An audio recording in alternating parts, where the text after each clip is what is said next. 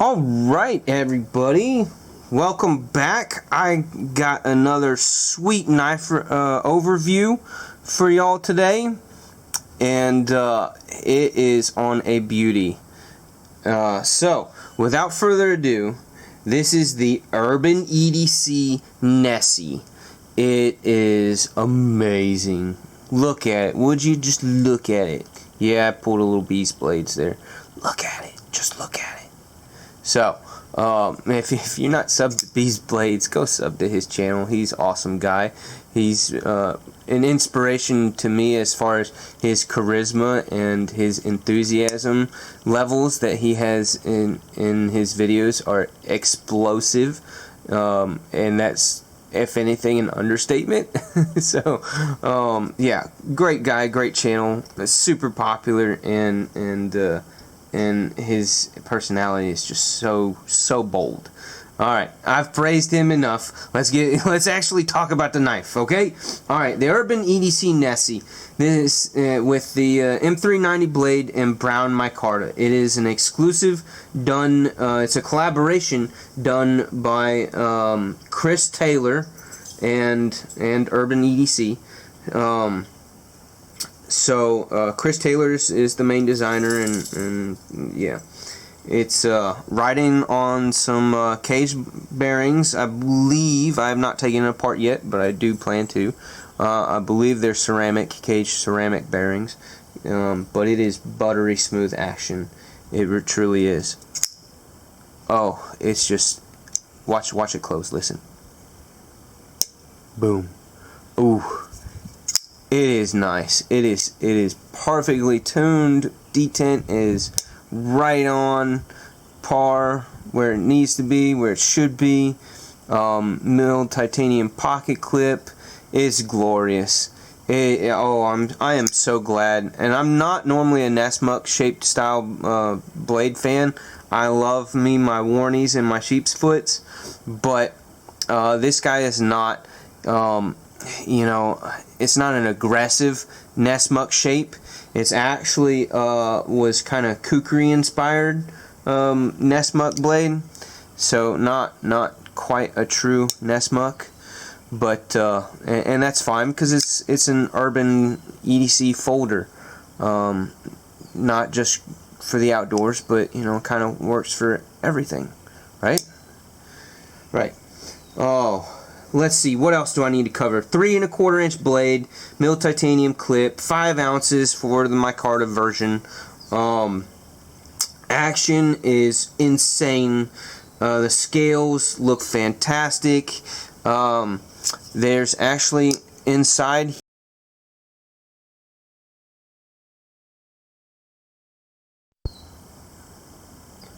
Since it was a collaboration, there is a Maker's Mark logo in there, collaboration logo, inside the titanium there. Black micarta backspacer that also looks gorgeous. Nice contrasting touch there. So, it comes in a nice little carry bag, inside its box, and Urban EDC to supply. I gotta give them credit. They send these little cards with other knives, and they just look stellar. Everything, whoever their photographer is, major pat on the back to them, because they're just pretty much every photo that they do. Hit up their Instagram, follow them on Instagram, because their photos are just, you know, they're money, they're gold. Liquid gold. They are so great at taking photos of their stuff. They know what's up, that's for sure. So like them on Instagram and follow, or hit them up on Instagram, and like all of their photos, because they have amazing photos, and they try to get you to buy more of their stuff by sending these cool cards with their gorgeous photos on them in pretty much every box, in every knife that you ever buy from them. So nice kind words here, and here's your purchase warranty info. They basically saying, you can pause and read it if you want, but they're saying take care of your stuff, don't abuse it, and it'll last a long time because we make good quality things. Our warranty covers normal stuff, but not for anything insane or stupid that you choose to do. So don't be a moron. Take care of your knives, your tools, and your tools will take care of you. You know, have that, place that value, and act accordingly. Alright, so little tiny bit of history here for you. Who is this guy? This guy that I did onto this piece of wood right here, and he looks rather handsome, doesn't he? Yeah, he is Mr. George Washington Sears. He went under the name, pen name of Nessmuck when he wrote a book about general camping stuff and titled Woodcraft way back in 1884.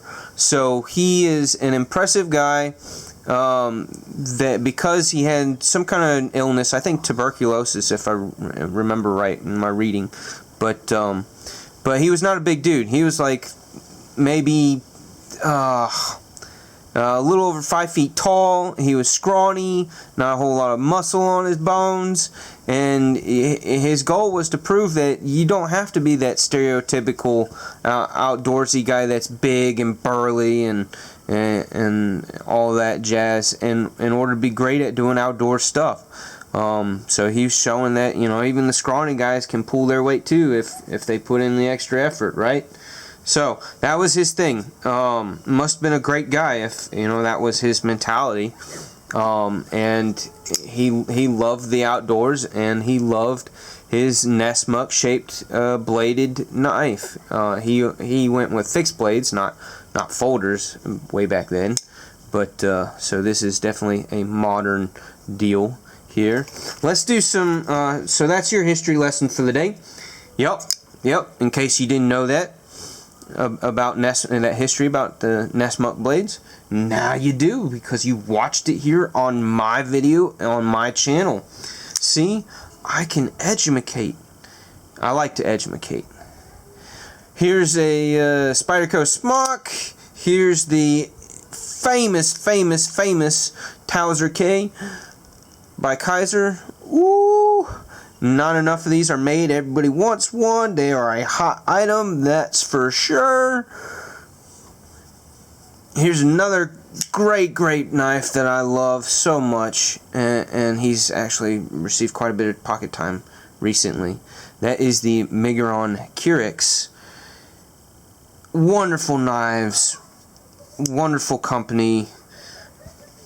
Oh, that's just such a great knife. Miguron is a company to watch, and definitely worth every penny that you spend on their knives. Here is the infamous Benchmade, and I say infamous like a lot of people don't like them, don't care for them, whereas a good chunk of us really do enjoy them. Bug Out, yep, the Bug Out with my nice micarta scales swap that I did on them. Smock has micarta scales swapped on it too. Here is the very well known in the older community. Well, I mean, everybody should know what this knife is. Yeah, that's the Buck 110. This is the 110 Slim. So the Slim Jim. He's just a little bit bigger in lengthwise, but he's just a little bit narrower. So there's your size comparisons with some great knives, some popular knives, as well as some other stellar knives. And do I have anything else for you today? Oh yeah. One more thing, a big thing that I wanted to hit up on that I don't think people mention enough in videos. Okay. This is, you know, micarta on the show side, titanium frame lock on the other side, milled titanium clip, right? Okay, so when you have a knife that's done this way, in that combination with it being a titanium frame lock or any frame lock, and you got these clips, right? most people, most companies want to do this nice cutout, take out some weight, and helps with the action and the detent on the actual lock system itself, right? Okay, but once you do the clip on it, what tends to happen is it causes interference in and out of the pocket, especially thicker pocket materials, your standard American blue jeans and other thick heavy duty jeans of whatever type. So when we get up and close, I'm trying to keep the camera focus as we dive in here. This clip rides like a good 80 to 85% of it rides on this side of the scale. Nothing is touching. I mean, just like the tiniest little bit is there above the and going over that cutout for the lock bar. So yeah, massive difference that makes in the fact that since there is not much covering this part and a whole lot less of this cutout being underneath that clip allows a much smoother action in and out of the pocket. It is so much smoother in and out of the pocket. I have not experienced not one, and I've been pulling them in and out and pulling them in and out for the last 48 hours.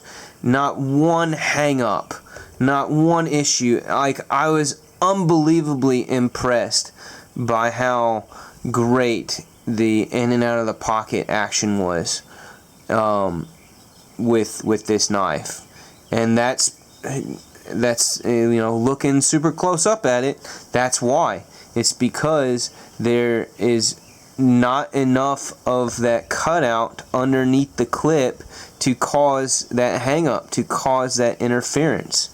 And so therefore you get exactly what you want. Nice, smooth deployment, in and out of the pocket action. And that is something to really, really be happy about. So happy about that. Makes a massive difference for those of us who use our knives more than once or twice in a day.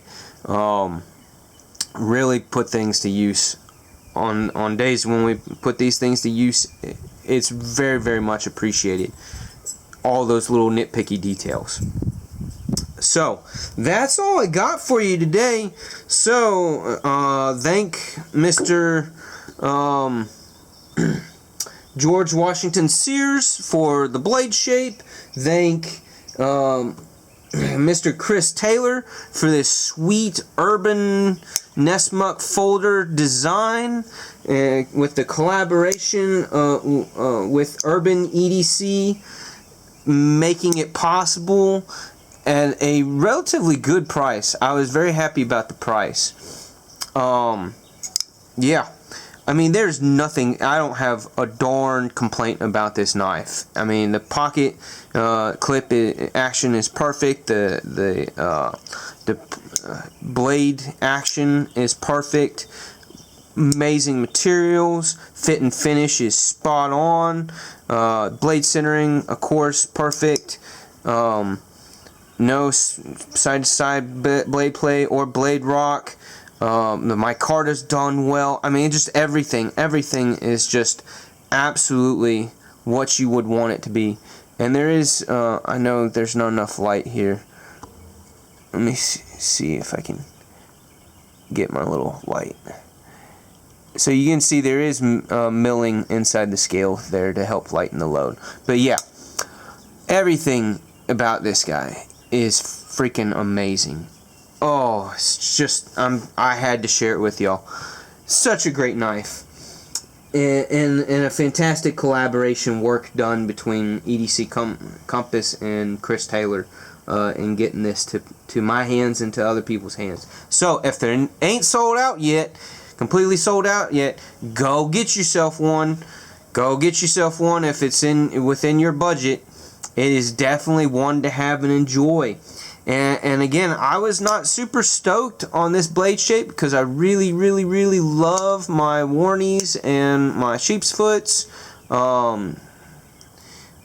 But hey, it's a nice one. It's a nice one. It's not a crazy looking. It's not a real bold looking Nest muck. It definitely, I can see that kukri style influence in there, and just making it a more urban friendly, everyday task friendly blade, Nest muck blade shape. So yeah, that's all I have for you guys. Hit the like. Help me out with the YouTube algorithm. Subscribe to my channel, please. Check out some of my other videos. Hit me up on Instagram if you think I talk way too much and just like seeing my stuff. Go check out my Instagram. Same Urban Woodsman 87 for Instagram. And I'll see you guys on the next video. Peace out.